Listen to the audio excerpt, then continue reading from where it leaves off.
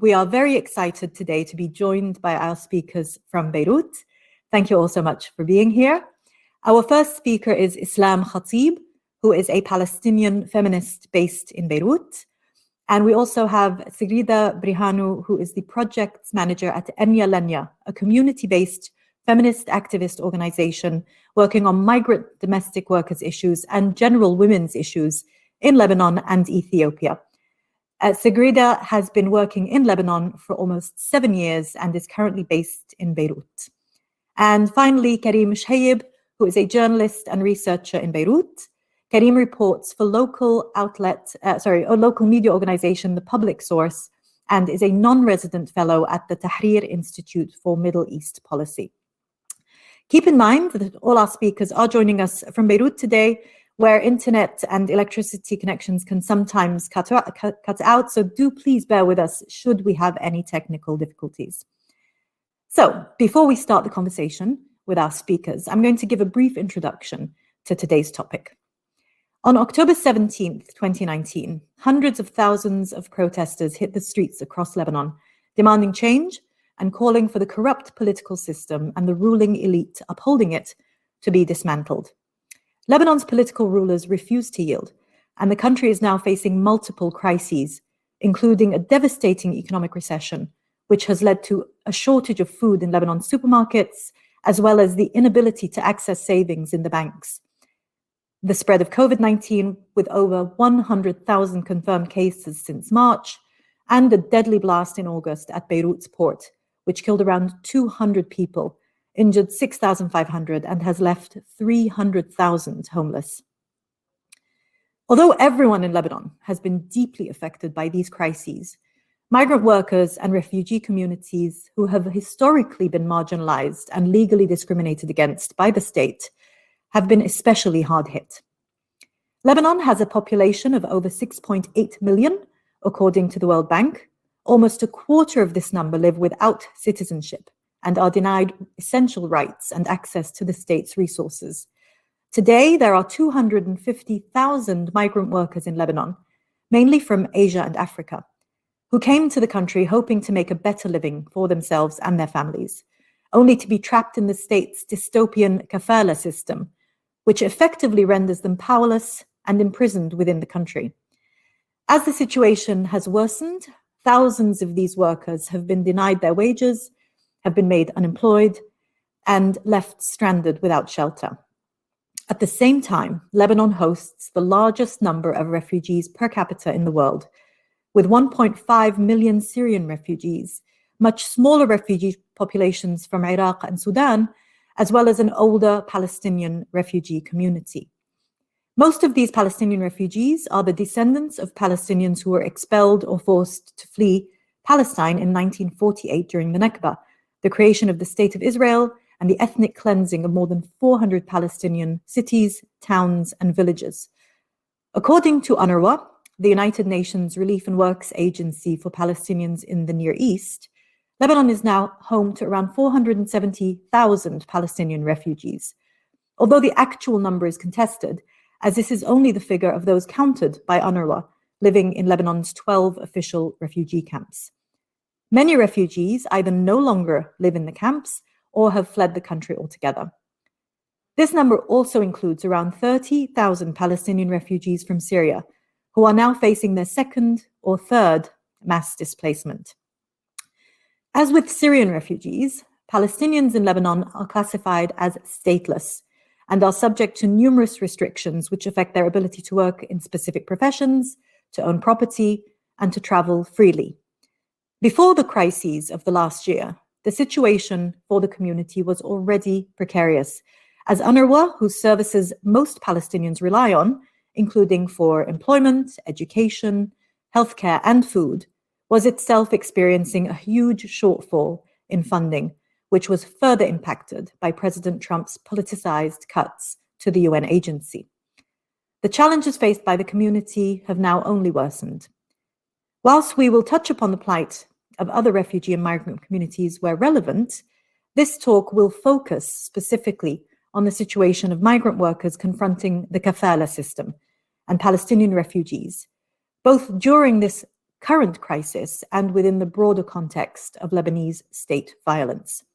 I'll be starting the discussion with our speakers in a moment, but before that, we'd like to invite you all to please consider supporting some of the brilliant and resilient organizations that are doing critical and crucial work for these communities on the ground.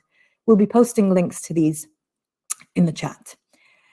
So moving on to the discussion with our speakers, I'll begin by posing my first question to Karim. So Karim, if you can please speak to us about the background of the situation. Can you tell us about the Lebanese political system and how Lebanon came to find itself in the current crisis it is now experiencing? First of all, thank you so much for having me, and I'm really happy to be sharing a space with Islam and Sigrido. So absolutely, I think it's really important to start with talking about the Lebanese political system, which generally speaking is, as it's known as the sectarian system, which is a very fragile sort of power sharing balance between different sects across Lebanon, from Sunnis and Shia Muslims to various Christian denominations to Druze and otherwise. And most people, when they think about the sectarian system, they think of, the president in Lebanon has to be a Christian, the prime minister a Sunni Muslim, and the speaker of parliament a Shia Muslim. And of course, this sort of applies to all sorts of other positions in government as well. And I think what's even more important than that, other than the fact that this was all a gentleman's agreement and nothing in the constitution or anything along likes of that, it doesn't just impact politics at the top, right? Sectarianism seeps into every aspect of life in Lebanon, whether it's employment in the public sector and then de facto the private sector as well, social relations, politics on the ground, and the context of this conversation, Lebanon abiding by basic human rights, because sectarianism seeps into that as well. So Lebanon has always sort of had this power sharing dilemma between different sects or different elites of these different sects, and they try to maintain this fragile power sharing balance based on an old census that has not been updated for a very long time. We're talking about pre-independence. And of course, it's not accurate to reality today, but they try to maintain that. They've modified it a bit at the end of the Civil War in 1990, but point is it's based on, demographic engineering almost. Now, this is where things get a bit, it gets even more tragic, in my opinion. So, for example, Lebanon did not, ratify the Geneva Convention, because if they actually fulfill their obligations towards taking care of refugees, then this could mean a shift in demographics in Lebanon. And it really boils down to that at the end of the day.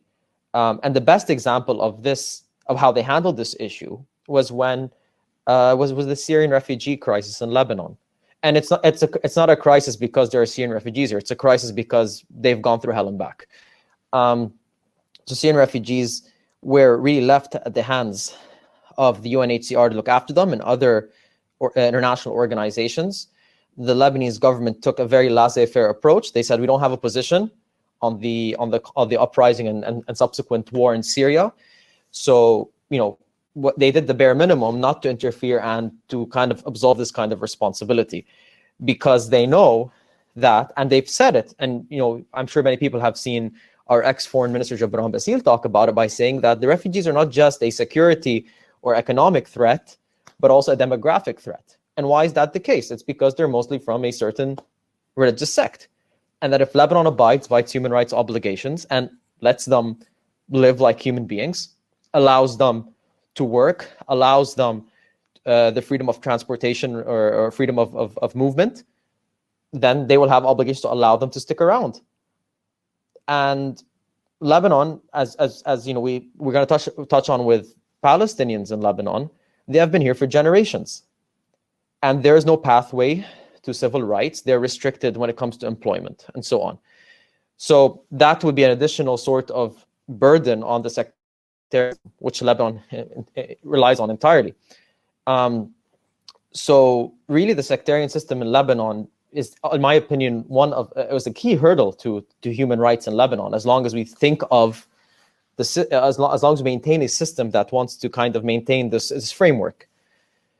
Now, when it comes to the economic crisis in Lebanon, how we ended up in this mess, Lebanon went through a tragic civil war for 15 years, from 1975 till 1990.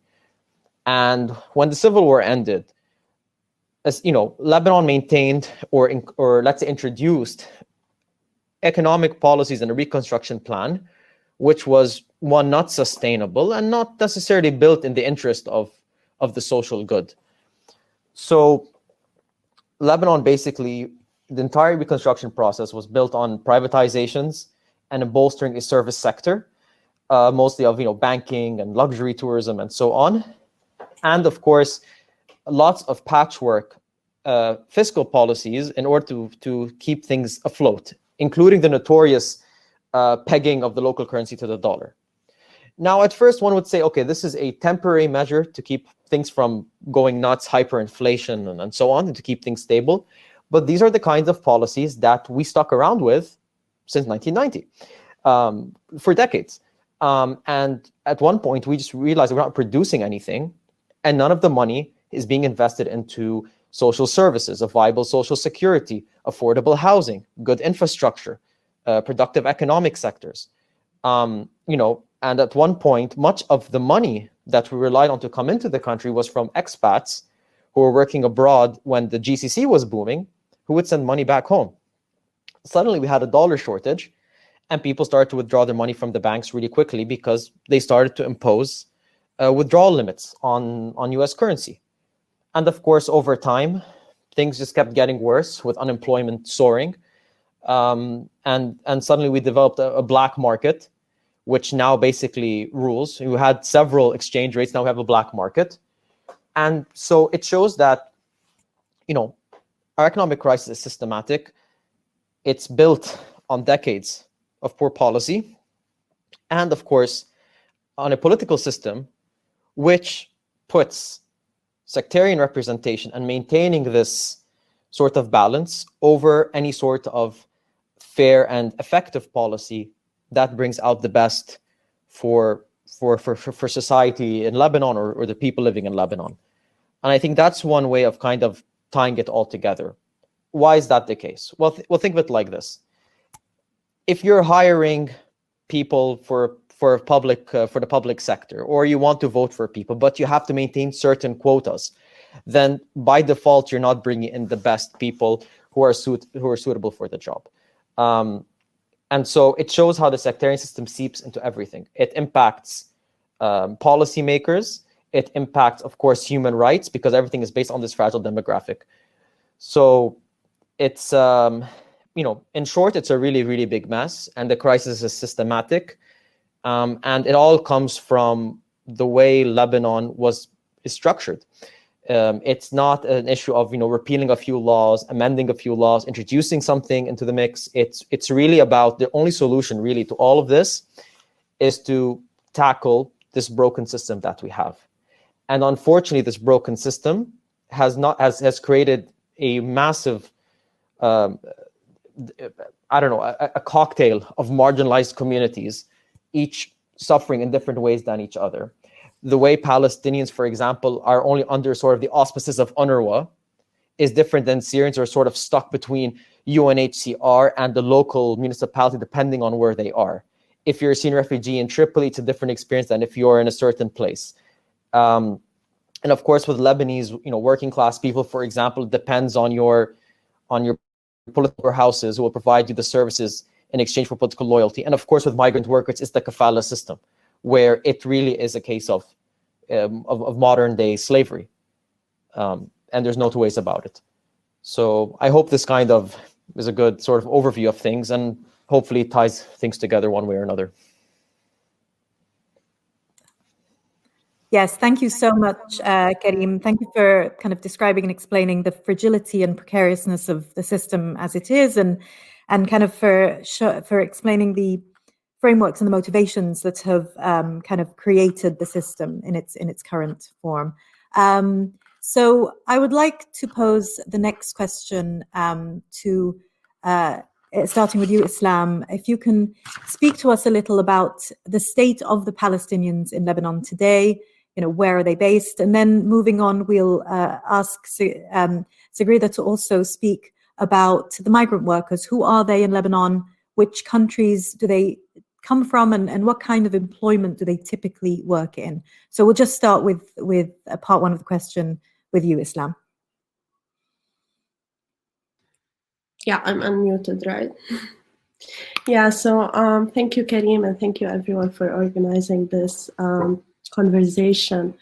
I think few points that Karim made, we will have to go back on later.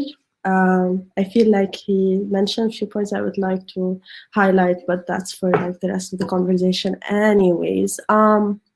So as you said about the numbers, I would also like to just have a quick disclaimer that any number I mention, any percentage, is one that I got from UNRWA or from Palestinian researchers or journalists. And I do not believe that these numbers convey in any form the complex lived realities of Palestinians, because more often than not, Palestinians outside camps are excluded, or even inside camps are excluded, depending on different positionalities. So I will, as you said, I will stick to talking about the general socio-political framework of where we are. So as you obviously mentioned, that 53%, according to UNRWA, 53% of Palestinians in Lebanon reside in the 12 official camps and Palestinian gatherings.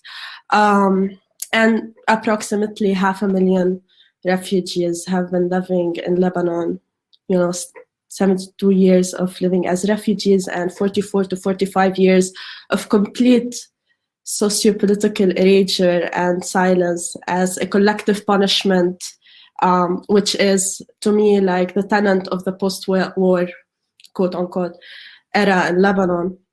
And I think that two examples I would give to sort of give a glimpse on the state of Palestinians today would be first the fact that the first spark of protest and revolt and the first actual protest against the current reality, which Karim summarized, began in Palestinian camps last year in July 2019. And that is not to say, however, that these protests led to the Lebanese uprising or are, deeply linked together, but just to say that it was more of an alarming sign of what was yet to come. And as both of you mentioned, many Palestinians rely on UNRWA services, whether it's healthcare, education, or recently with COVID-19 related services, whether testing or treatments.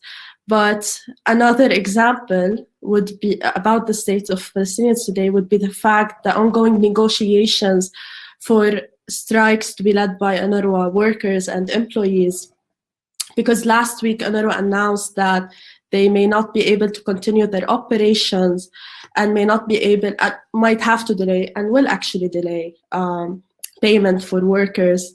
And previously, many teachers were subjected to pay cuts. So this sort of tells us a lot about how things are going, whether in terms of politics of aid or how things are going in general. And with COVID-19, I mean, of course, a lot has been said about COVID-19, but what's always missing from the conversation is that COVID-19 threatens the informal economies built by Palestinians inside camps and gatherings. And here we're talking about vegetable vendors, we're talking about construction workers, day-to-day workers who have had their livelihood threatened. And we have like the very small percentage of Palestinians who work in the private or the nonprofit sectors who have had like their jobs either, they have been expelled from their jobs, the companies where they work at have been shut down, or they have been, expelled altogether, because it's easier to expel, a Palestinian worker, unfortunately. And the aid that's been given to Palestinians in general, whether by UNRWA or by Palestinian factions, is not even sufficient to last for a week, with the rise of prices and with lack of any sort of access to any affordable housing or healthcare. And refugee aid is as well, has its own sort of process that is very corrupt and that is very conditional, but that's a different conversation, I think. And amid all of this, Palestinians are also witnessing a global anti-Palestinian discourse that is also deeply rooted within Lebanese laws and society. And this discourse is only intensifying with no end in sight, even in a raging pandemic, because this is the perfect opportunity to sort of, discriminate between the deserving people, those who deserve treatments and those who do not. And this also rings true, as Karim mentioned, to thousands of Palestinian refugees who came from Syria, who are not only seen as illegal immigrants, but sort of also stripped from Palestinian identity.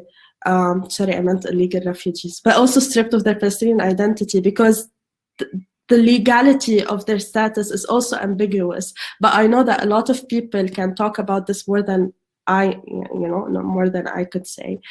So all of this sort of created this, this context where you cannot exactly pinpoint one cause to why the state of Palestinians is like it is today. But I sort of highlighted these two examples to sort of talk about how things have shifted since last year with the crisis and with the protests.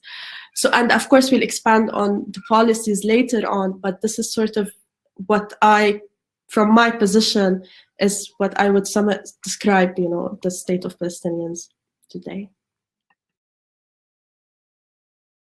Cited very effectively the complexities of the lived experiences, the various Palestinian communities. And now I would like to address the question to Sigrid about the migrant workers in Lebanon. So again, which countries do they come from, and what kind of employment do they typically find themselves employed in Lebanon? Hello, first of all, I want to say thank you for this opportunity and for giving us this time to talk about it. And as they mentioned a bit, like the domestic workers or the immigrant domestic workers who's working in this country, they come from Africa, Philippines, Madagascar, Bangladesh, Sri Lanka, from different countries. So they are based here in Lebanon and working their work position as working as a domestic workers. When we start from the name, in this country, a domestic worker isn't a work. I mean, the way how the system or the Lebanese people, the way how they don't respect the domestic work as a work.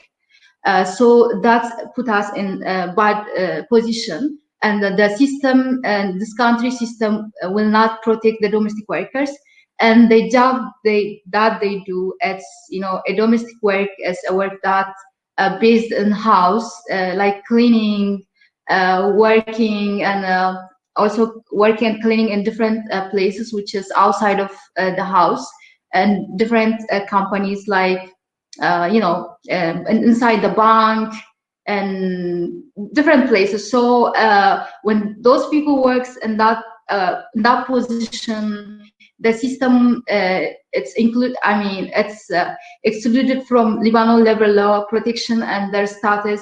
The country is regulated by the Kafala system. Because of the Kafala system, and many domestic workers they are not living in a good position. Before even the economic crisis, which is the economic crisis began back in 2019 in October. But before the economic crisis, even those immigrant domestic workers, they are not treated well because of the system. And the Kafala system is a shadow for the bad abuser. There's many abuses like non-payment of salary, they are not getting their wage, and there is no privacy, which is they don't treat a domestic workers as a human being. That's the main problem in this country. Also, the system will not care about the domestic workers. So the immigrant domestic workers who's working in Lebanon, they come from different country and working here in Lebanon, which is facing the employers' abuses and not getting paid on time, and being like through a depression because of they don't have freedom to move. I mean, they don't have day off, and that's the basic problem. And also there are not everybody's not the same. There are bad abusers, bad employers, which is they abuse them sexually, mentally, and physically. That problem is before even the economic crisis. But after the economic crisis began, that revolution things come, and me as an activist, I used to go down to protest, and even which is they said that I don't have a right to protest. You know, we are the domestic workers and we are going through, you know, hell, and we have the right to protest, but they didn't let us even to protest. You know, that's why I left from the revolution. In my opinion, the revolution is for everybody, right? But the way how they treat us was, they act just like for Lebanese people. When you work for the change, you work for everybody. Yeah, we are all women. I mean, we are all women. Like, you fight for women, not like, you know, for just for Lebanese people. So after the economic crisis, you know, there's no money, no work, and the problems, you know, it's becoming worse. And the domestic workers who used to work inside their employer house, you know, they are not getting their salary, and they cannot able to provide for, you know, the live out workers, they cannot able to provide for the rent and for, you know, medical, and many things is happening. And yeah, this is the basic problem in this country. I mean, we can talk about a lot, but yeah, this is what I have. Thanks. Thank you so much, Sagreda. Now, I think I'll begin the next question with you again, Sagreda, please. If you can speak to us, you've mentioned in your previous response the Kafala system. Can you please give us an idea, what is the Kafala system? What does it mean for migrant workers? And then I'll move the question on to Islam to speak about the specific state policies affecting Palestinians and other refugee communities as well. But yes, please go ahead, Sagreda. So, as Karim mentioned at the beginning, the Kafala system is a modern-day slavery, which is we are living in 21st century, and we are practicing the system. It's for me, it's like going back and living, and, you know, under the sponsorship shadow. I mean, the Lebanese people and the system, it's comparable with the Kafala system. The Kafala system that makes a domestic workers to not have a freedom, you know, to live a life as a human being. I mean, all of us, we are human beings, and we have to have that freedom of movement or do whatever we want in the country, as long as we came from long mile from, you know, we are coming from different countries and coming here working to gain money to change our future life as other Lebanese people. Even the Lebanese people, they are traveling from different, to different country. The reason why they are traveling is to make money to change their future life. So we are all in the same level, just because of our skin color or because of. First of all, what I want to say, they have to respect that the domestic work is a work. They have to accept that, and they have to respect that, and they have to treat as a human being. They shouldn't treat, they treat their pets like dog and cat. They treat well more than the domestic workers, which is that they have to fix, I don't know in what miracle they have to abolish the system. The Kafala system is a chain that ties to not move or to not do whatever you want. I mean, it's like, it's really hard even having and living under the Kafala system. I mean, we are not exaggerating or we are not talking story. It's real. It's happening now in 2020. Okay, if the employer, she doesn't pay your salary for years, nobody will ask. Okay, if there's many abuses going on inside the house, nobody will ask or protect the domestic worker. Even if she left the house, she's the criminal. Nobody will treat her as a victim. So this is the system. Yeah. Wow. Yeah. I mean, that's very hard to hear, but it's I think you've articulated very, very well the reality on the ground under this Kafala system. And now, if I can pose the second part of the question to you, Islam, to speak on specific state policies that also affect Palestinians and kind of other refugee communities like Syrians in Lebanon. Okay. I was just wondering if maybe Sigrida could also like expand on the conditions of the kafala system. I feel like a lot of people are asking, or we just leave it for later. Yeah, we can come back and talk a little bit about that. Yeah. Okay. So when talking about laws and policies in Lebanon, to me, it's very important to note that these frameworks, legal frameworks, were modified along with the new shifts in the Palestinian-Lebanese relationship history. So to me, it's also important to understand that the institutional racism in Lebanon should not be seen as only xenophobia, but should be understood as anti-Palestinian in particular. Because this is also like, this is the result of four phases that I sort of see as four phases in the history of the relationship of the Palestinian community with the Lebanese state and other Lebanese actors. So when it comes to Palestinian refugees, the Lebanese law is sort of ambiguous because Palestinians are seen as a special group of foreigners who are, however, denied basic rights that are given to, regular foreigners. And up until 2010, Palestinians were not, they were not mentioned in any legal text or law. So this sort of ambiguity did not only deprive Palestinian refugees from, basic rights that are enjoyed by other foreigners, but also have led to this sort of complex, multi-layered reality in which you really do not know how to navigate the system or how to exist within the system. And it also denied a lot of rights, that are related from international conventions, which is not a point that I would focus on a lot. I would rather focus on the local sort of framework. So in June, let's speak more recently. In June 2019, Lebanon's Ministry of Labor announced a campaign to fight foreign illegal labor, and to put it in other terms, it was a crackdown on illegal foreign workers with special focus on Syrian and Palestinian refugees. It was targeting those who do not have work permits, which are already very difficult to obtain and have a very racist hierarchy where it is not, where it's not acknowledged that a Palestinian could be in a leader position, in a sort of admin position. So the way these things are organized and the way the papers you have to provide to get a work permit is sort of impossible. And it was not surprising because it was already in place. They just reminded us of it. So it wasn't really a new law, but rather a new campaign to sort of like remind people that, hey, we're here.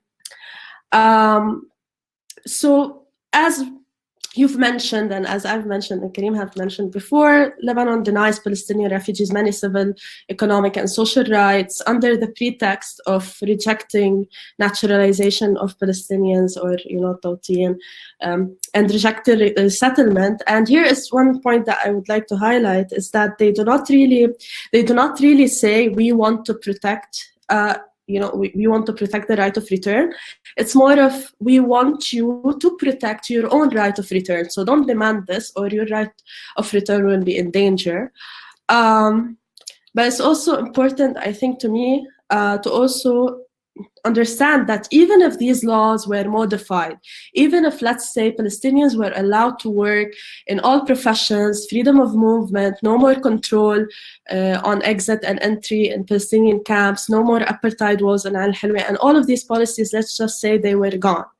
The question remains of what are the true opportunities available to Palestinians in Lebanon if access to public education and healthcare is restricted, and if Palestinians' right to access labor, whether in private or non-profit sectors, is also conditional and tied to how assimilated you are as a Palestinian within the Lebanese society.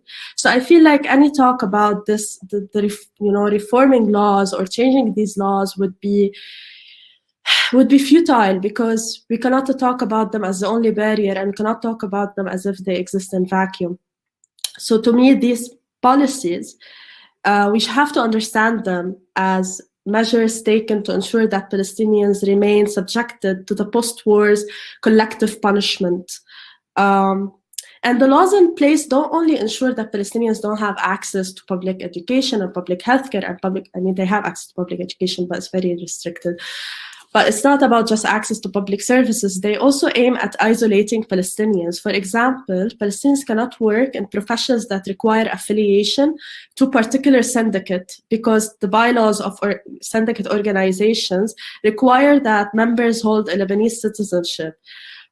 This does not only allow Palestinians to be exploited, that if they were employed, for example, but it also isolates them from any form of labor organizing. Now, of course, these syndicates now are corrupt, sectarian and racist, but when these laws were put in place, these syndicates were actually pretty progressive, and they've put these laws in action. So this is a point that I would always want us to understand, that when these laws were put in place, it wasn't something to just, just racism. It was particularly anti-Palestinian.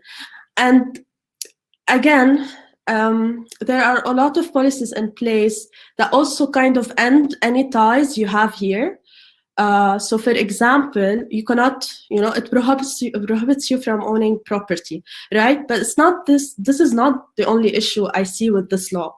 This law also does not allow Palestinians to sort of inherit property as descendants. So, as a result, the state confiscates the property.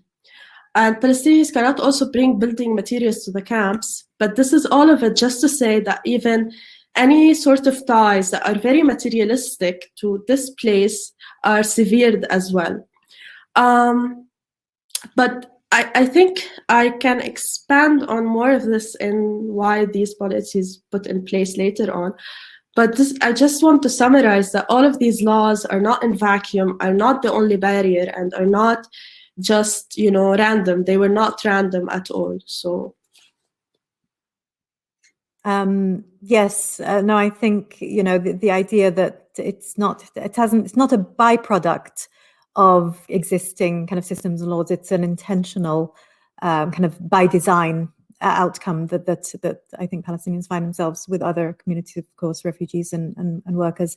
Karim, is there anything you would like to add to this discussion? I think Islamists agreed, covered everything necessary. But yes, absolutely. I think it's not an issue of modifying laws, right? These laws were, as Islam said, they were put into place for a certain reason. It's to prevent opportunity of any sort of, for lack of a better term, any sort of integration or inclusion. Let's say inclusion is a better word in my opinion. Inclusion in society, to keep them as an other and to keep them isolated. This was definitely, it's an anti-Palestinian, it's a racist, it's systematic racism at its worst, frankly. And this is kind of why you see it that way. And of course, there is sectarian connotations as well, but there's also class connotations as well. There are, for example, those of the upper classes and of certain segments of society did have a pathway to citizenship a long time ago. Others were just left in isolation. So it's classist, it's racist, it's incredibly systematic and completely. And even if we change the laws, it's also about the social relations, because this has been going on since 1948, since the Nakba, right? So one thing is to change the law, other thing is to change the practice of it. And as we've seen before, when we try to break down institutionalized racist systems, the law is one thing, but then the rest of it's how do you break the toxic ties? And unfortunately, that's going to take a while for Lebanon because it's systematic. Yes, thank you, Karim. Now, for the next question, I will be posing it to all our speakers, but I will start with Islam again. Karim touched on this just now and previously, and this kind of idea that this is a layered, intertwined, very complex set of rules and a system that's designed to discriminate. What, in your opinion, is the purpose of these legalized systems of discrimination for non-Lebanese communities in Lebanon? If I can begin with you, Islam, and then pose the same question to the other two speakers after.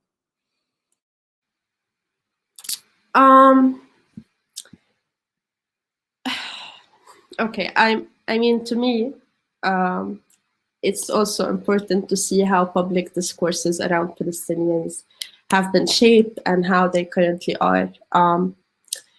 So when we talk about Palestinian camps are viewed as a space of exception, right? It's not seen as a place of accommodation. It's not seen as a place of continued memory. It's not seen as a place or even an economic space. It's sort of seen as a space where political factions exercise power. And this space has been demonized, and the demonization of this space did not only harm those who live inside it, but also those who live outside it.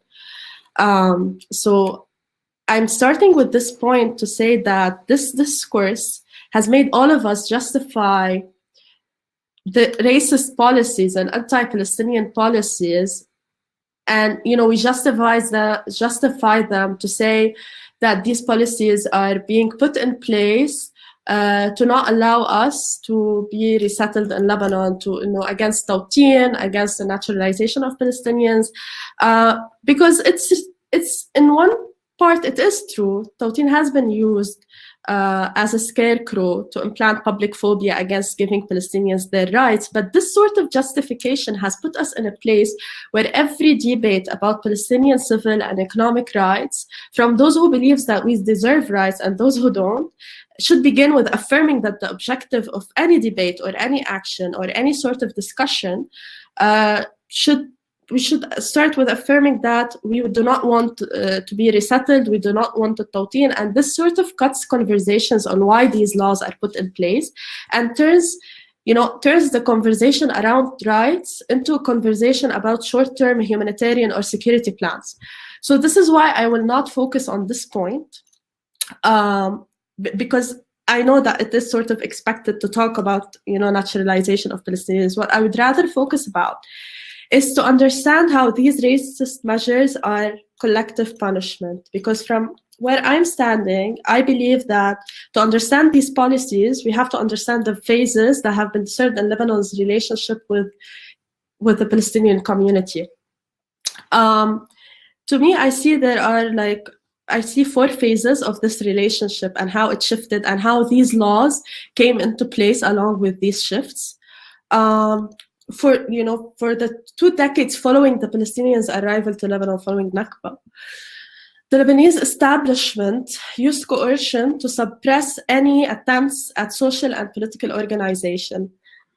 And then subsequent changes in the Arab world and the rise of the armed Palestinian liberation movement, sort of allowed Palestinians to assert their national identities. I mean, of course, there's a whole conversation around identities, but what I'm trying to say is that this gave a space to revolt against the subservient status that Palestinians were put in upon their arrival.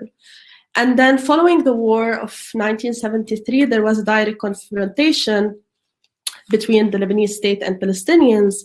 And as already mentioned, there are many factors determining why this happened, so I won't go onto this part, and I won't exactly go on the civil war and why, this sort of why I feel like I'm doing this, to not talk about it. But in the post-war period, the publicized image of Palestinian refugees deteriorated, right? They became demonized, as I mentioned earlier. And Palestinians were viewed as outlaws, but also as recipients of aid. So there were 2 conversations going on about Palestinians all the time, either completely demonized, either completely fetishized and seen as only recipient of aids, as passive agents, and both are racist and both are clearly anti-Palestinian. But today, this relationship is shifting because the camp's uprising in 2019 reintroduced Palestinians as active agents, have reintroduced conversation related to Palestinian agency, around the role of the PLO, around the role of the Palestinian factions. So these policies that were put in place to silence and completely erase any form of Palestinian agency, any form of Palestinian true autonomous political organizing, are now being challenged or have been challenged during the uprising until, whatever happened. But for now, to me, as to summarize, to sort of, because I feel like I'm all over the place, but to summarize, this anti-Palestinian, policies were put as collective punishment following the war, were put as a way to silence any form of autonomous organizing within the country, were put due to, geopolitics. I don't like this term, but this is like a sort of summary. I'm just like inviting all of us to rethink about how we talk about laws and policy and how we view them in general. Yeah, thank you very much, Islam. That was very enlightening, actually. I think for me, it's very interesting to consider those aspects of these laws and why they were put in place as well. And I'd like to invite, please, Sigrida to answer the question. I'll just remind you again, what are the specific state policies within this kind of discriminatory system, and how, in your opinion, Sigrida, what's the purpose of these systems for specifically the migrant worker communities in Lebanon?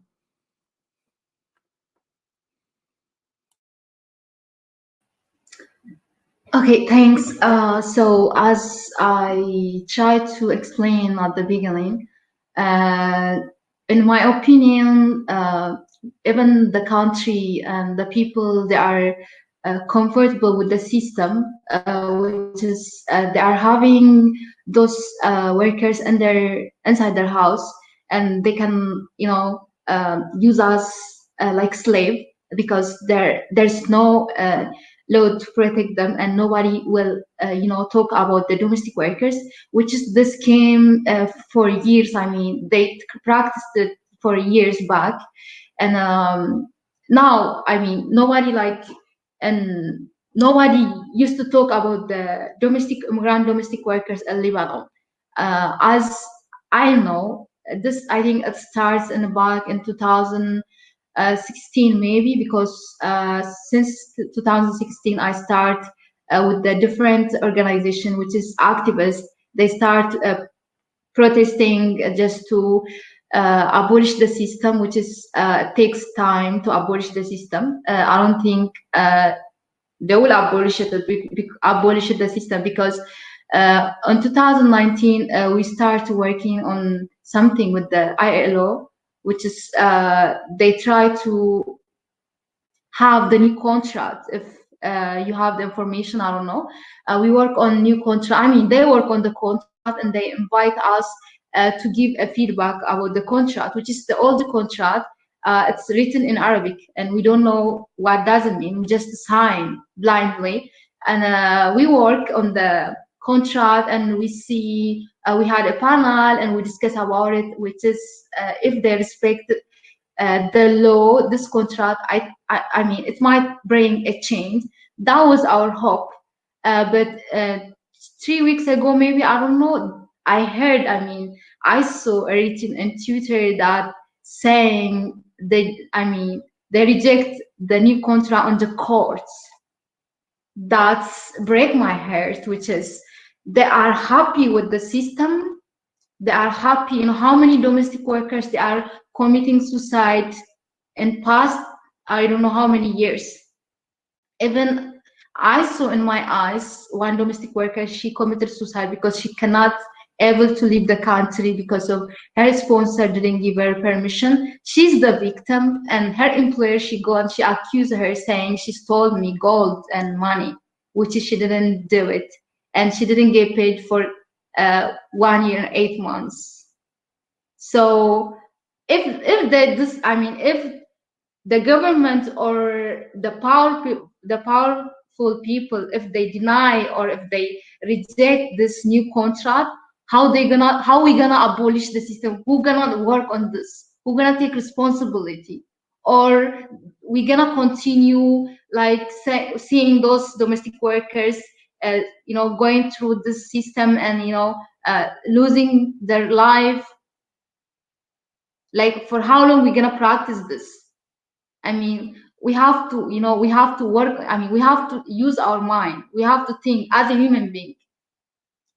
And the discrimination that we are facing, and they are racist. And when you go to the shop, when you go to on the street, everywhere they harass us, and they discriminate, or you know, the way how even like the talk about the domestic workers, which is, you know, it's unprofessional. So in my opinion, like, we have to fight as human beings to abolish the system, or to have a new contract, or to include a domestic workers in labor law. And everyone can take, I mean, it's everyone's responsibility this. What if this happened to my mom or my sister? Okay, so I mean, how many Lebanese people they are working outside of Lebanon? Many. In Canada, Africa. How many Lebanese working in Ghana? So what these things happen to them, or what if we have as African, or if we have as Ethiopian, if we have this system, and if we abuse one Lebanese workers, that make feel good to you? No. So we have to think in that way, and we have to work to abolish the system. Even, you know, under the Kafala system, even you don't have a right to keep your passport, your identity with yourself. It's a big shame. I mean, shame on you. I mean, I'm saying for the government, even for the Lebanese people, they have to speak up about it. We shouldn't feel comfortable with the system. Yeah, no, thank you very much. Thank you very much. And I think, you know, you're absolutely right. There must be a change at some point, and just kind of working towards that with the organizations and the initiatives and the individuals who are on the ground. And I think, you know, just supporting in any way that we can is vital. And I'll just pose the same question to you, Karim. So this idea of Lebanese state and political system of discrimination, what, in your opinion, is the purpose of this legalized discriminatory system for the non-Lebanese communities? Yeah, so, you know, just to pick up from where Islam Sagrida left off, and hopefully I don't, you know, I don't kind of cross with them again. But, you know, there is a really important component of maintaining what Islam, I think, really aptly described as, you know, two viewpoints of marginalized, let's say, communities as people without agency, whether they're seen as outlaws and a security threat, or whether they're seen in a more, you know, oh, they're people who need aid, which, you know, is, you know, perhaps it's the intention is good there, but they're also seen as these people with no agency whatsoever. I think maintaining that sort of thing is really important to maintain structures of power. Any sort of positive development for their basic labor, human, social, culture, economic rights, you name it, would be seen as perhaps a stepping stone for asking for more, asking to be, you know, equal, which of course would have negative repercussions on those who profit off it. One, people profit off the exploitation of labor anywhere in the world, especially people that don't have any of the benefits or do not benefit under the labor law whatsoever. And of course, there is also the fact that in the case of the Kafala system, you do have recruitment agencies. It's a lucrative business in Lebanon. They have their own syndicate. If there are rights to actually protect these workers and to treat them with dignity and under, you know, fair and just labor standards, then it would impact their business. I mean, it boils down to that. Of course, as well, I think, you know, we have seen in recent years and that there has been lots, especially through the feminist movements, in my opinion, and please correct me if I'm wrong, you know, my fellow panelists or anybody who's tuning in, but it does seem that there has been solidarity between different women, whether it's Lebanese women fighting for a just domestic violence law or the right to pass nationality, to migrant domestic workers asking, you know, for their basic labor rights, to Palestinian and Syrian women as well. I mean, not across the board, but you've seen some sort of organizing together. There have been alternative Workers' Day marches that include them. Migrant workers are being supported by some local allies, being included in the Women's Day marches as well. And I think that's something that the powers that be or the establishment in Lebanon don't want at all. You know, they want different communities to be divided under different special legal frameworks of their own or different systems of their own, because if they band together, they can actually build momentum and have a really strong grassroots base, in my opinion, for their basic rights. And of course, if they ask for their basic rights, it could cause a problem for sectarian system, even though these are people that work and they contribute to the economy, they spend money in Lebanon. But, you know, this is kind of how I see it in a more sort of structural framework. It's profitable to exploit people, unfortunately, in a capitalist society. Keeping people divided under different legal frameworks prevents any form of ability to unionize or to band together and to fight for their basic rights. And of course, under the sectarian system, there is a fear that if people get basic rights, it could lead to other things, even though it's the right thing, but it's not compatible with Lebanon's sectarian system to include people that would shift the demographic situation in Lebanon. Thank you, Karim, for that insight. So I'll move on to the next question, which I'll address first to Sagrida, but also ask Islam. Sagrida, in light of all these kind of very difficult situations that you've described and the systemic discrimination that exists, how have the migrant workers responded and organized in the face of these policies and in the face of the current crises that face Lebanon today?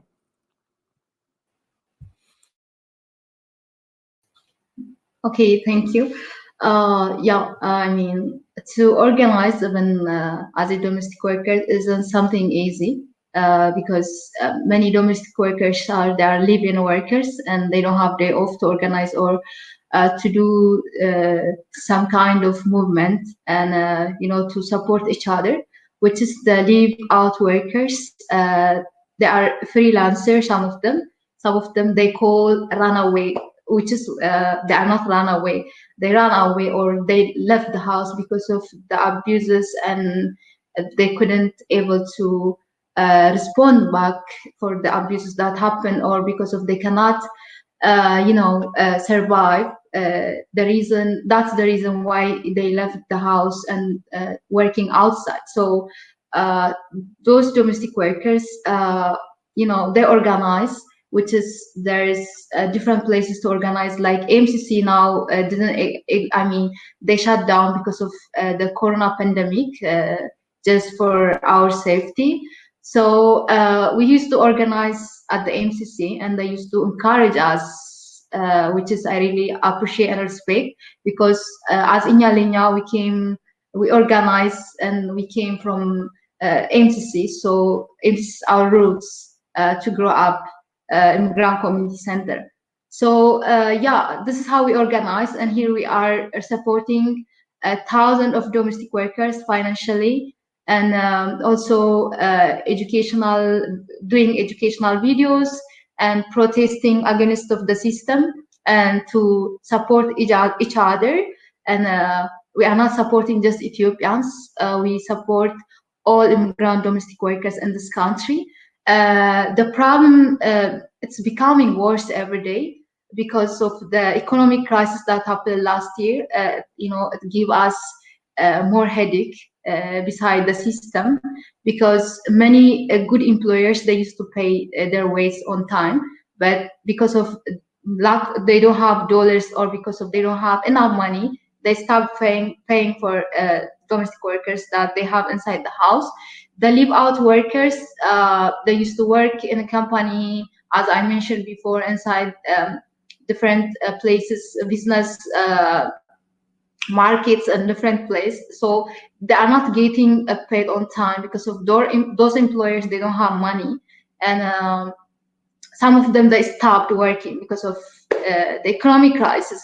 So those people, those immigrant domestic workers, they need food to eat. They need money to pay their house rent.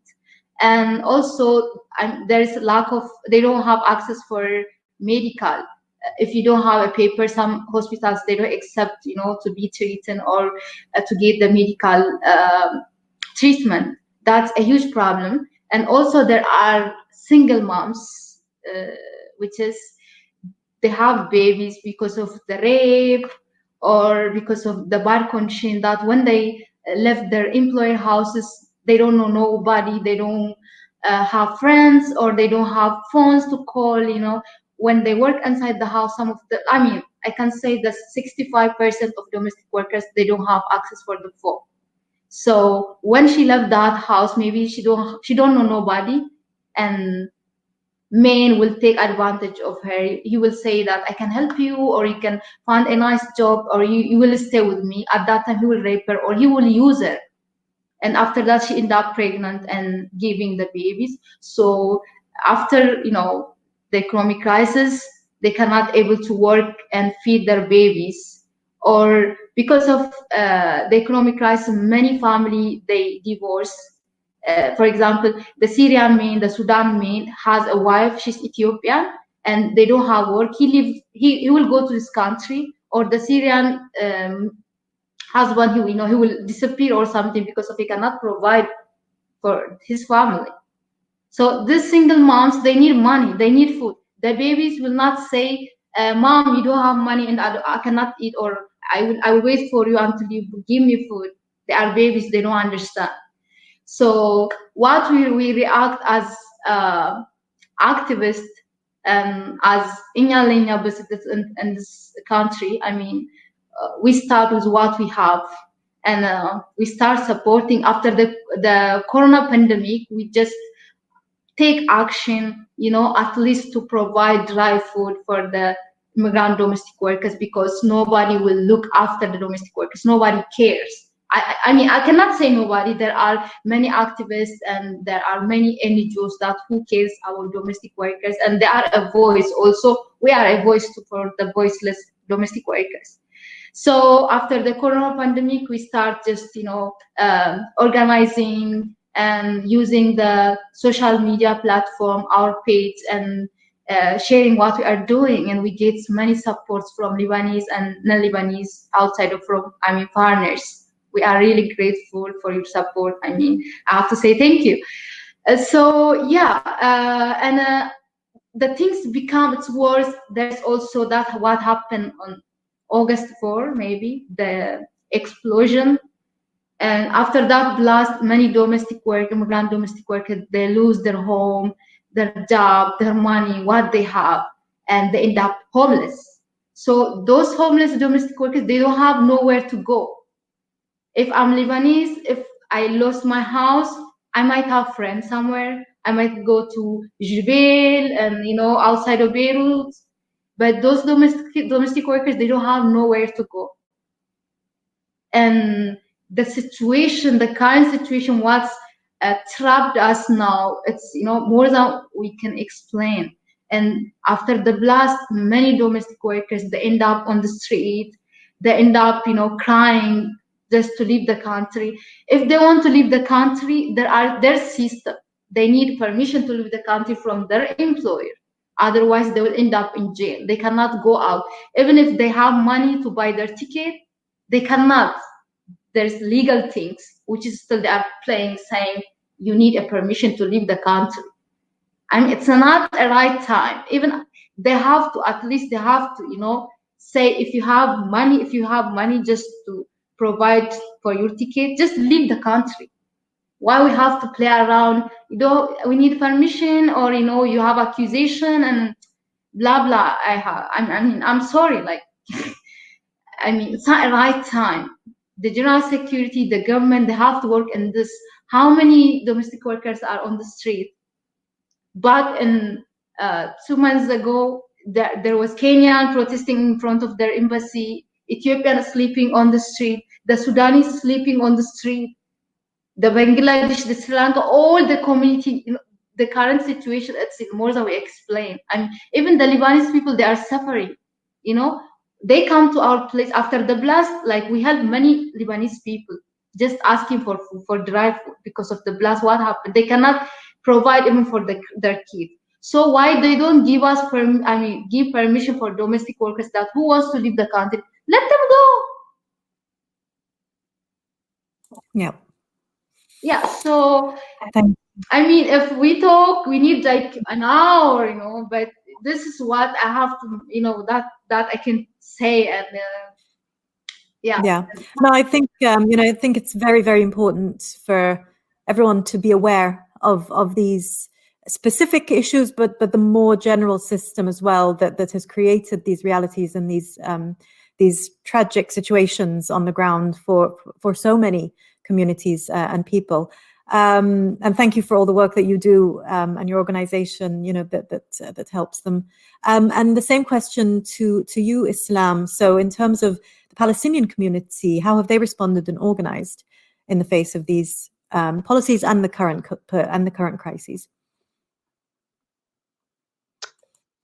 I'm always amazed by Sigrida and Lania's work, and I feel like just amazing and inspiring as always. I'm just gonna summarize what some of the initiatives that have been taking place in the Palestinian community.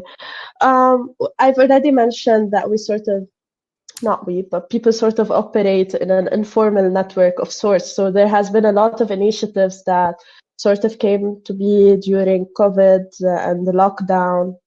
So there were a lot of fundraisers to sort of provide financial assistance or food and care packages to people.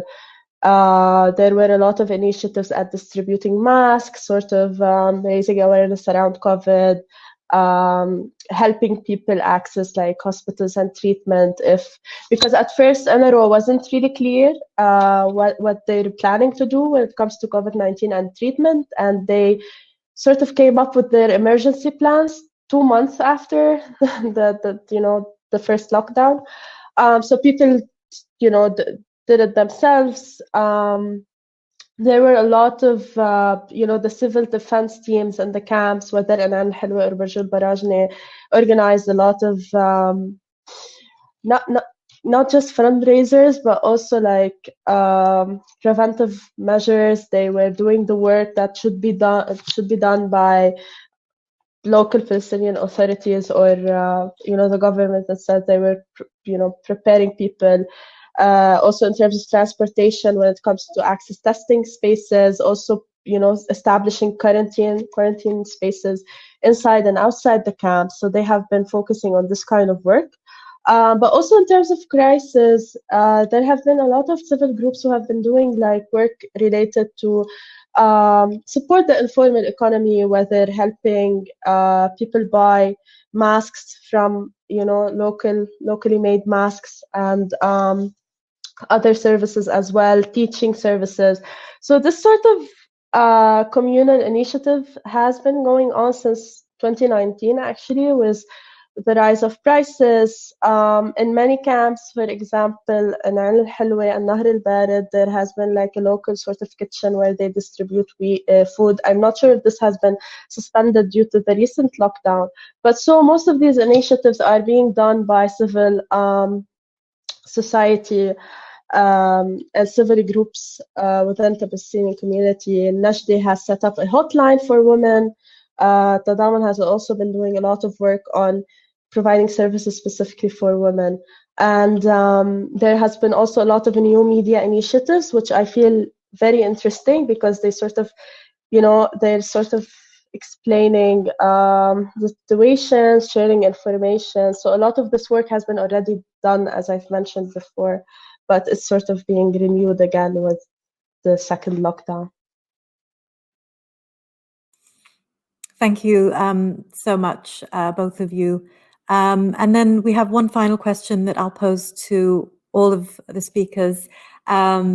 So this was touched upon throughout, of course, but specifically, in your opinion, each of your opinions, did the demands of the protests that erupted in October 2019 correspond to the needs of Palestinian community, the migrant workers and the Syrian communities, and how involved were these non-Lebanese communities in the protests? So again, if I can begin with you, Sigrida, please.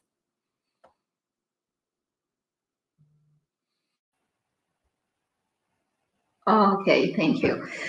So I had a hope when the revolution started back in 2019, which is they give us hope saying it might change all this systematic thing, and hopefully we're gonna reach our dream, or all the human beings will equally treated in this country. This was my hope.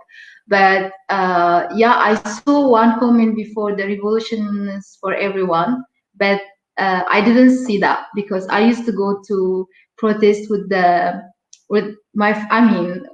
MCC staff workers, and they harassed me there. There was like, I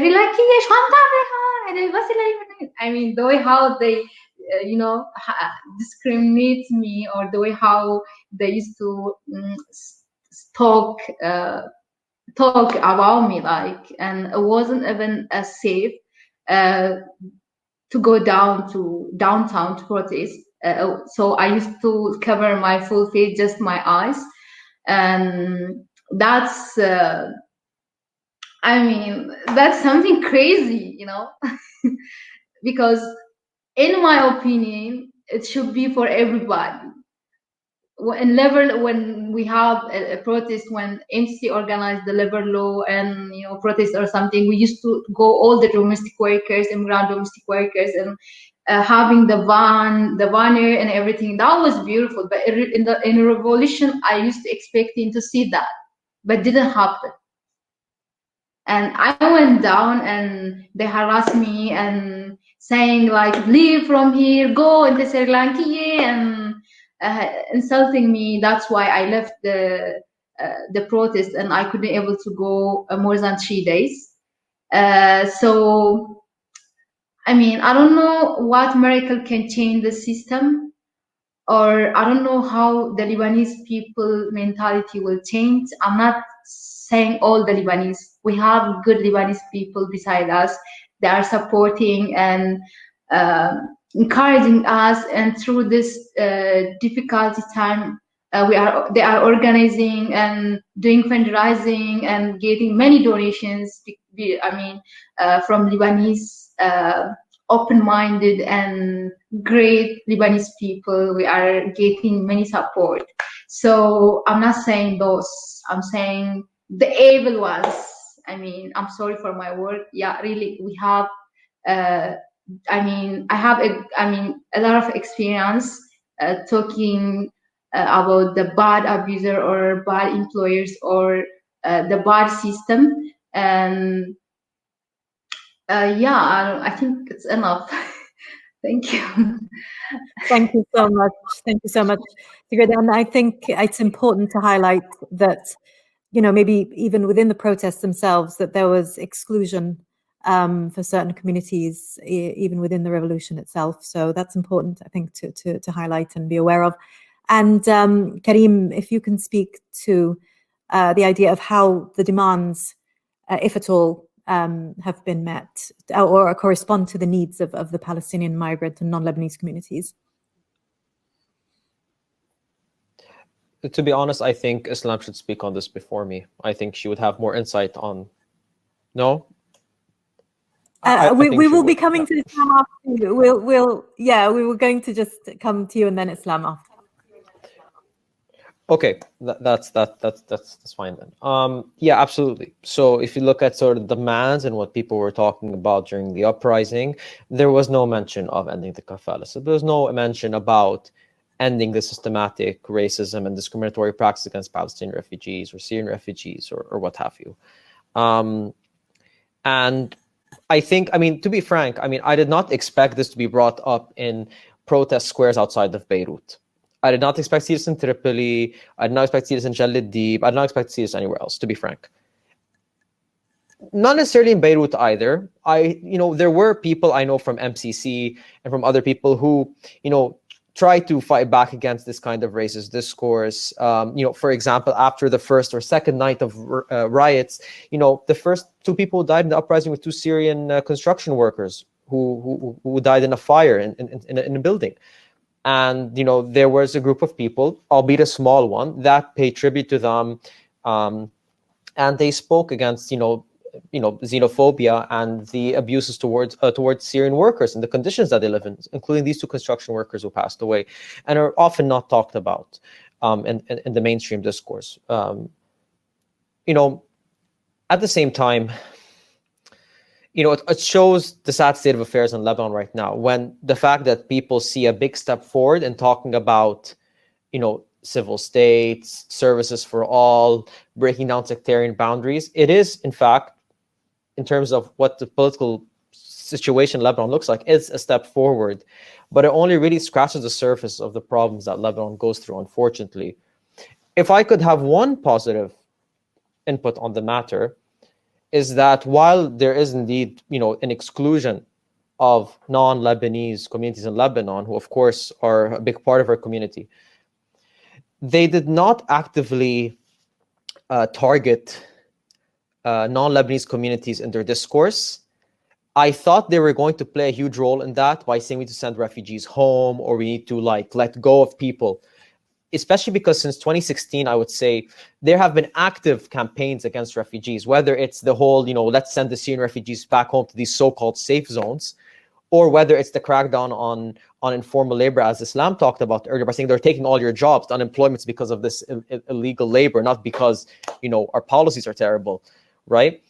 And people didn't really take the bait for that, in the sense that it was not part of the dominant discourse. They focused on political leadership, they focused on the banks, they focused on the central bank, they focused on the sectarian system. So when they talked about unemployment, they weren't saying, why aren't the rulers sending refugee homes to end our economic crisis? They weren't. This discourse wasn't there. Even though there were attempts to bring it up when Gibran Bassil spoke and when other political leaders spoke, they did say that Lebanon's going through an unprecedented crisis. We're being held hostage by the international community to keep refugees here, and they're taking all your jobs and so on. But people didn't really buy that, or they did not integrate this hostile rhetoric in the heat of the moment of the protests, which I see as a somewhat positive thing. Of course, it is very unfortunate and it is wrong that they were not included, but I was pleasantly surprised that this hostile rhetoric that has been ingrained through the Lebanese media and through the political parties over the past through the past almost decade, I guess, especially since Syrian refugees began to come to Lebanon, it has not translated into the mainstream discourse against refugees. Of course, there's people who have used this hostile rhetoric, but it was not part of it did not it did not dominate the language, in my opinion. I could be wrong. This was just based on what I've sort of seen when I would go down and cover and speak to people. I might be wrong, but it appeared that they did not fall for that. Thank you so much for that, Karim. And finally, the same question, Islam, just to wrap up the questions that I will be asking before we move on to the audience questions. Yeah, so I sort of agree with some of the points that were mentioned. To me, I feel like the Lebanese uprising was definitely Lebanese-centric, and that's not an issue. What's an issue to me is, first of all, just quick disclaimer, what I'm saying is not representative of what every Palestinian in Lebanon thinks, because more often than not, we're Swedes into one box. So I sort of, so the Lebanese uprising was very Lebanese-centric, and that's fine. I mean, what's not fine is to assume that it wasn't, right? So although, yes, there were small groups and small initiatives, slogans, and all of this sort of efforts to include refugees as a general umbrella in many of the slogans and the chants and many of the statements that several initiatives and groups released, and that effort did not really go beyond beyond this, especially that it was coming right after a month of complete silence on the, of course, it was during the Palestinian uprising, but it was like sort of this phase, month of September until mid-October, where there were complete silence about what happened in months before. No mention of any camps uprising, no mention of any sort of, no questioning of what happened. How did all of this suddenly erupt and then suddenly die?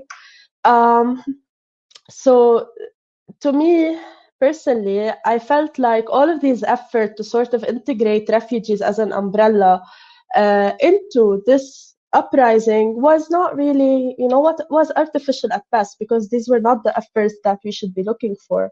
And I think that to talk about this in a way that is constructive and not in a way that is, okay, you excluded us by, but more of it, of course, Palestinians were present informally, because we've never been formally acknowledged anyway.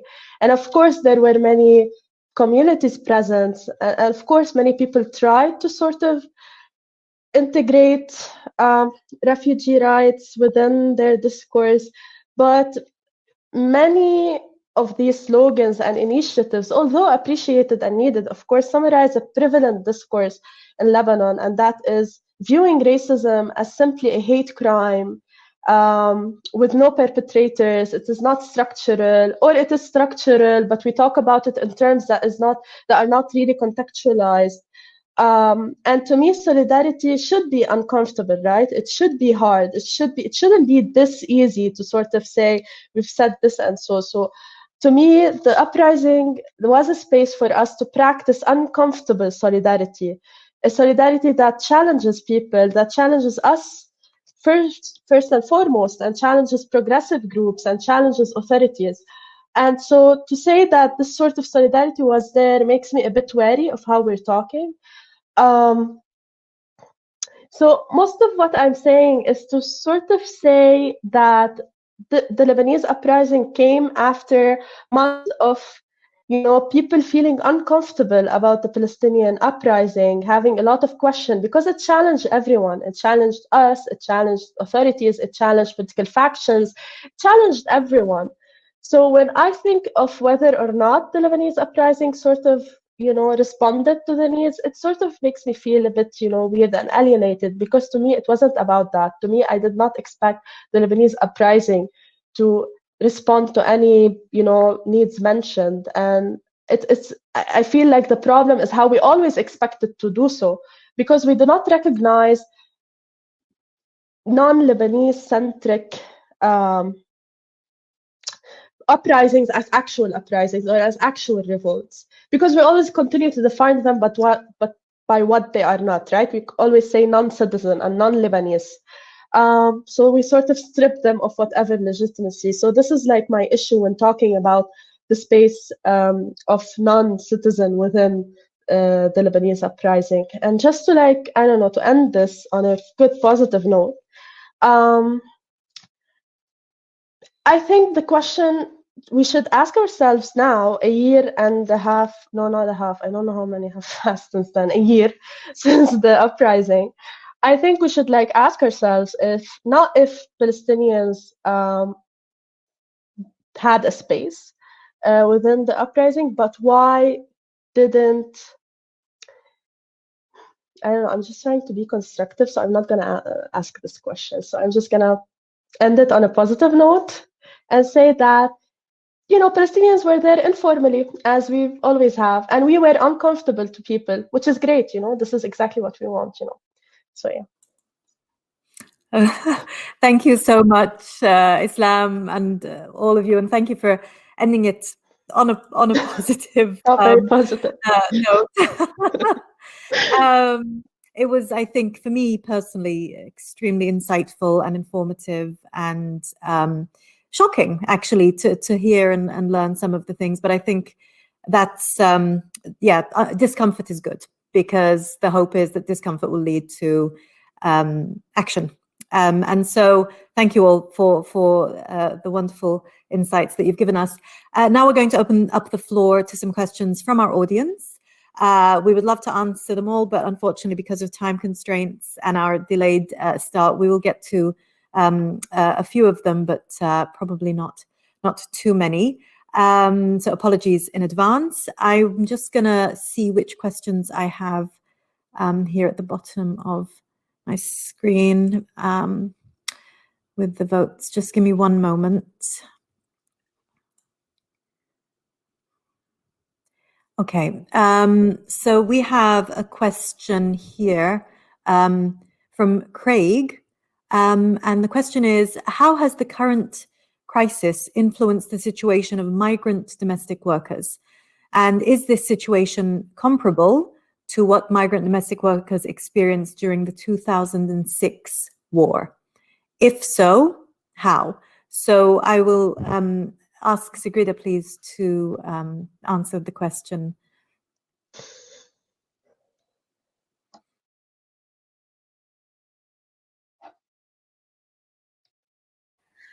I think she mentioned about 2006 war. That's what. Yeah. I have no idea about the. I mean, I came, you know, in 2015, maybe 16. I don't know. I mean, so I don't have the full information about the war or after the war. But as I tried to talk about before, now in current situation, as you know, immigrant domestic workers in this country, after the economic crisis, after the corona pandemic, and after the blast, the life that we are experiencing now, it's give us depression for all of us, not just for immigrant domestic workers in this country.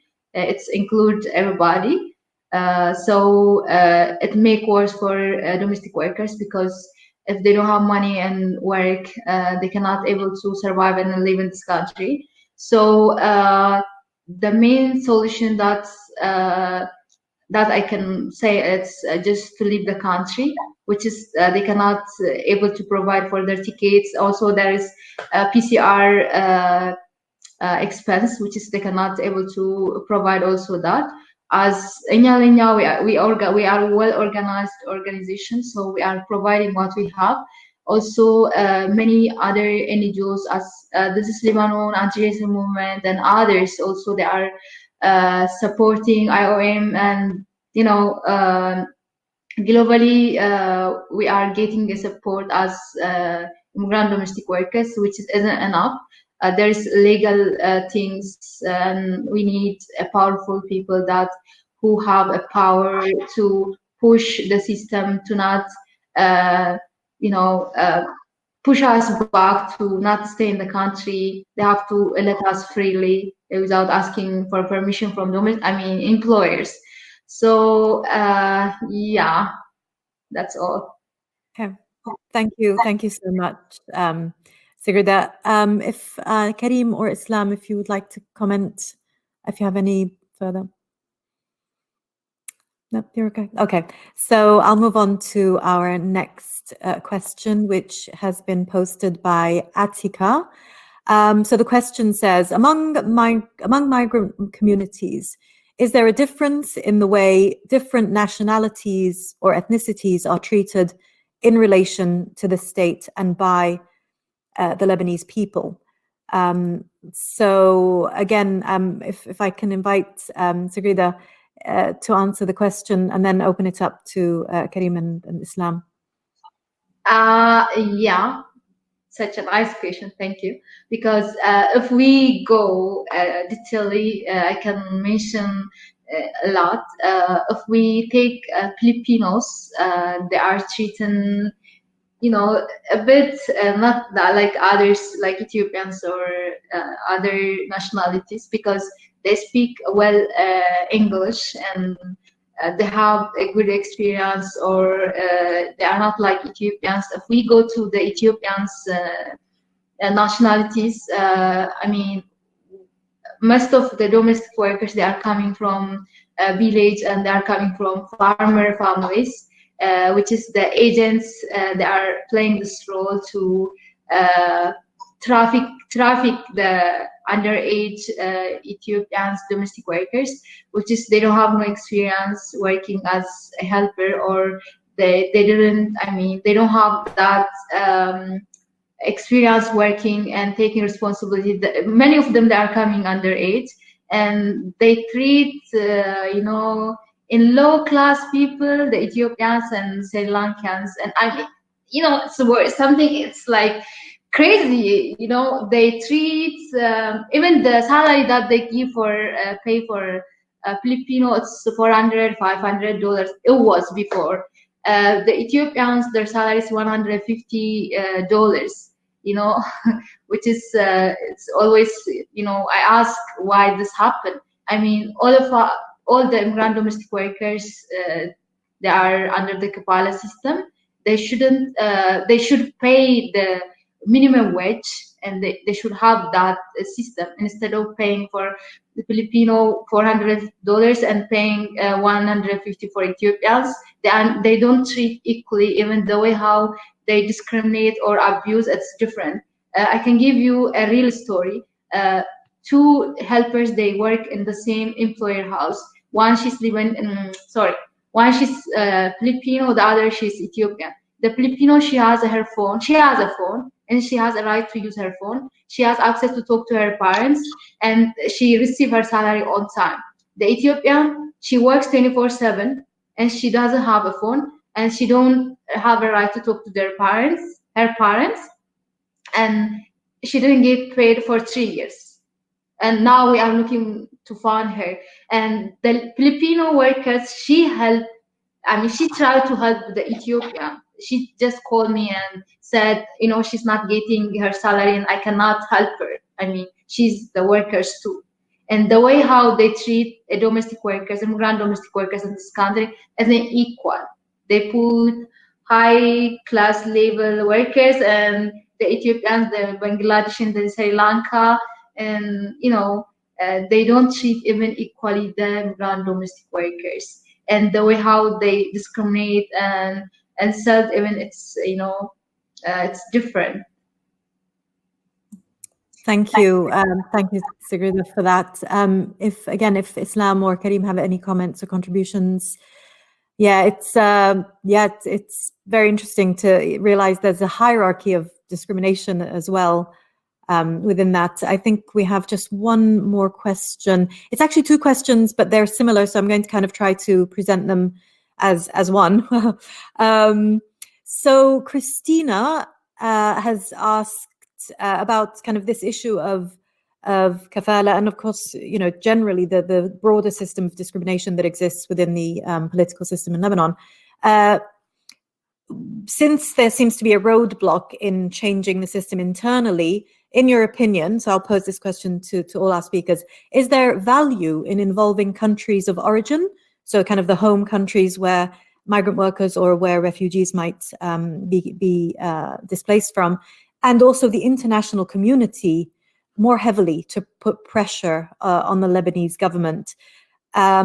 So again, within the same kind of idea, would the PLO, for example, be a good option to kind of defer to help realize Palestinian rights, as well as embassies and other governments from countries of origin? So Islam, if you'd like to maybe start and answer that. Yeah, so to be honest, I see no point in any sort of collaboration or organizing or sort of communicating with the PLO, because when the Palestinian uprising in 2019 was, you know, the PLO basically sort of said that we are guests, and it was a public speech, a statement by Azam al-Ahmad, who met with the Minister of Labor and then said a statement in which he basically reminded us that we are guests and, you know, we are working on this, and the Palestinian factions in collaboration are going to fix this. And, you know, so to me, to be honest, I'm going to answer as short, you know, to summarize as possible. To me, I really feel like the way we react as communities and as movements and as collectives, regardless of where we're at and which part of the world we are, would be more beneficial to me than any statement coming from the PLO for various reasons, as a Palestinian feminist who has lived here all her life. So to me, yes, I do believe that pressure could definitely work, and pressure has different, you know, forms. It's not just about pressuring the government, but also sort of acknowledging and giving legitimacy to the protests that Palestinians are leading and other communities are leading in Lebanon. And this is sort of what was missing during the Palestinian uprising, unfortunately. And I feel like this space, for example, is another space in how we connect. So to me, movements, collectives how they respond and acknowledge what we're doing would definitely add a lot of pressure, and would definitely give people a push to continue working, because the only legitimate representative of us is the PLO, which most of us, again, I'm not going to speak on behalf of all Palestinians, to some of us is an illegitimate establishment and entity. So. Okay. Thank you very much, Islam. And I'll pose the same question to you, Sigrid, but to speak about the potential role of the home countries of the migrant workers in trying to change the system in Lebanon. Okay, so the home country, well, like we sent the letter for our prime minister 2 years ago, maybe, or 1 year ago. So the solution or the answer that we gave, they said we don't have agreement between Lebanon and Ethiopia. We didn't sign that agreement, and because of that, we cannot pressure the Lebanese government or the Lebanese. They cannot put the pressure and do the negotiation or to have that legal protection for Ethiopian domestic workers as Ethiopian. So this is what the answer that we gave. And if I speak about others, like when we take workshops from different NGOs, they mention about Convention 189, if I'm right, I don't know. Yeah, Convention 189. They said Lebanon, they didn't sign the Convention 189, and the Filipino government, in their country, they signed the Convention 189. That's why they are treating good, or they are getting their minimum wage of payment. That's what the information that I get from the people that they have, the power, or the people who working on this thing. So what our government can do is just, paying or doing the massive repatriation, covering for his citizen to leave the country. This is the good solution right now. But if I mention about others, origin, if, for example, how many, like here, immigrant domestic workers, they are coming from different countries, different African. If those all, if they organize, the prime ministers, the powerful people, UN, or worldwide, if they put pressure on Lebanese government, we can see a change.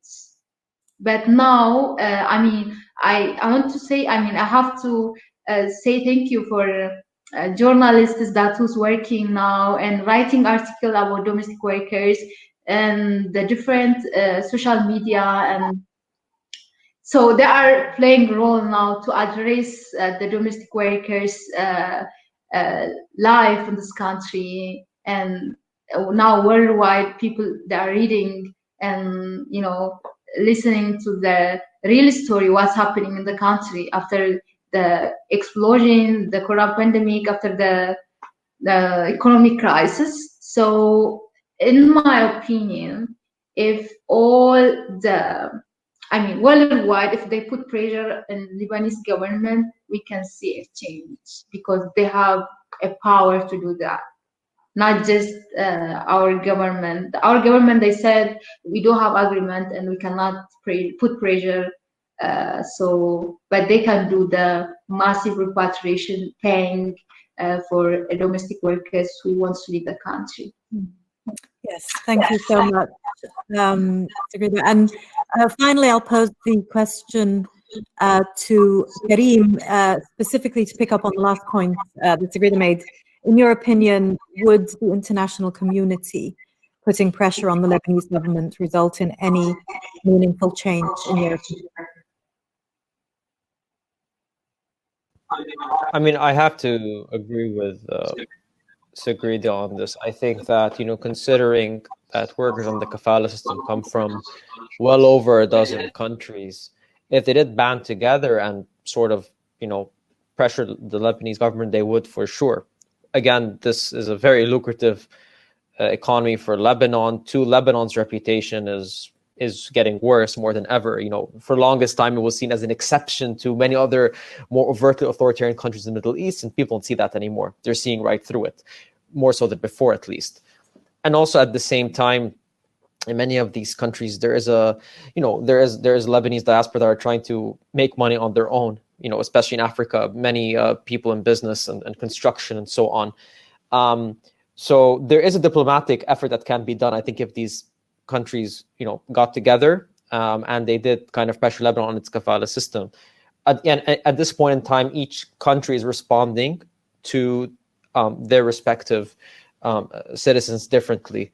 And the repatriation situation is a big example of it. So, Sudanese male workers who have been outside of their embassy in Beirut for months now have basically been ignored completely. Whereas, for example, the Ghanaian consulate, there have been the ambassador flew in from Egypt.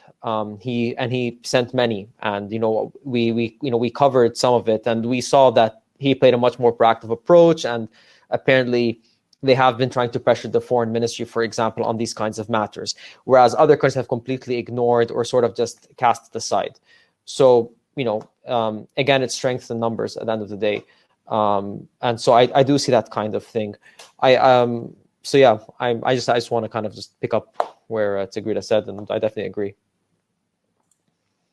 Thank you for that response. And on that positive note, where in unity we can find strength and hopefully change, in the near future. I would like to kind of draw this to a close. Again, apologies for running slightly over, but it's been a fascinating talk and as I said, very, very informative. So we've reached the end of our talk today. I would like to thank you all, our speakers, very, very much for giving up your time and for giving us your very kind of thoughtful insights.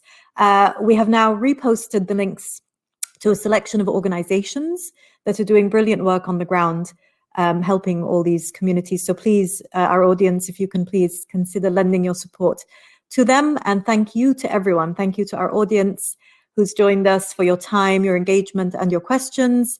If you enjoyed today's talk, please do support us by sharing our activities with your communities and joining us at our upcoming events.